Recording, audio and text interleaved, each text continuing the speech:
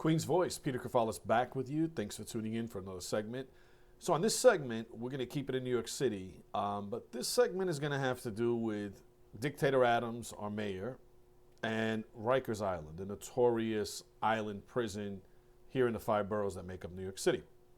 The main prison, anyway. So there was an executive order that came out of Gracie Mansion, but it wasn't signed by Mayor Adams. It was actually signed by Randy Mastro, his deputy mayor, his first deputy mayor, excuse me.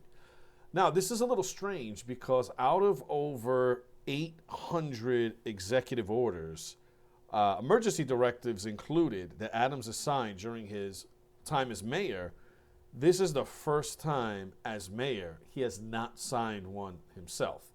So there are some questions why he had Randy Mastro sign it.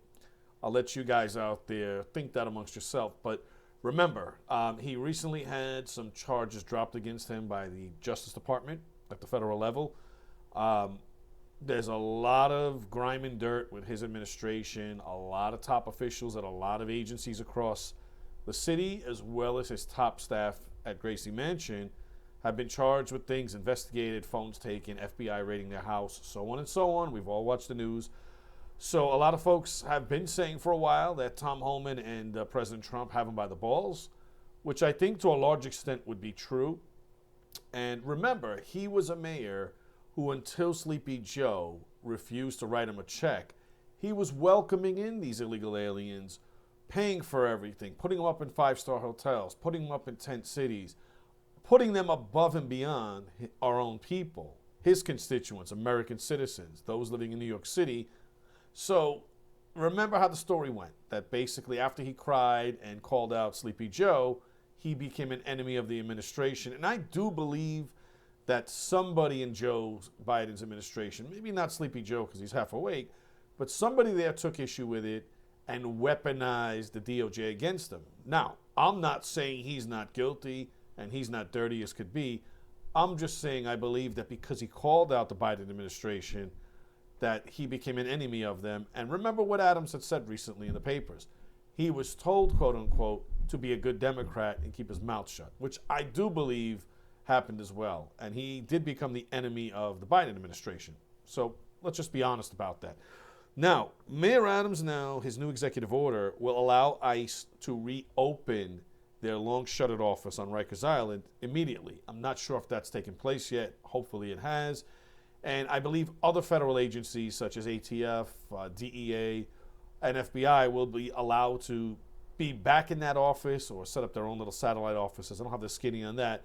But obviously with the mass deportations taking place under President Trump, we know that all of the federal agencies of law enforcement anyway, especially those under Christine Noem, the head of the Homeland Security Secretary, are working together to do mass deportations and go after the worst of the worst, sending a lot of them to Guantanamo in Cuba and a lovely place in El Salvador called Hell that I've done a lot of pieces on, the Supermax, unescapable terrorist confinement prison.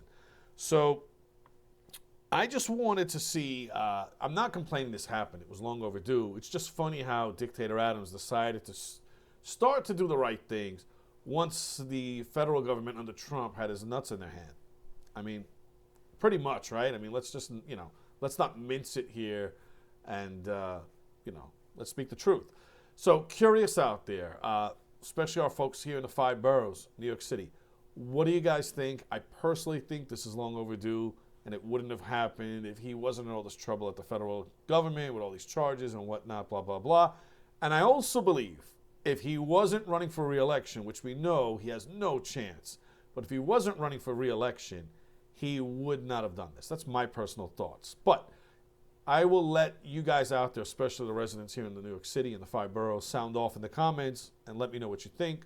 If you haven't liked or subscribed or shared our videos, please do so. Helps us grow. We've been growing a lot lately, and that's all because of you guys. We couldn't do this without you. So a very heartfelt thanks to you guys. Very much appreciate everybody, and we appreciate everybody who's been commenting. It means a lot to us, and we do read them. Like I said, we'll respond a little slow sometimes, but I promise my team and I do read them and appreciate them very, very much. Anyway, so share your thoughts in those comments out there in New York.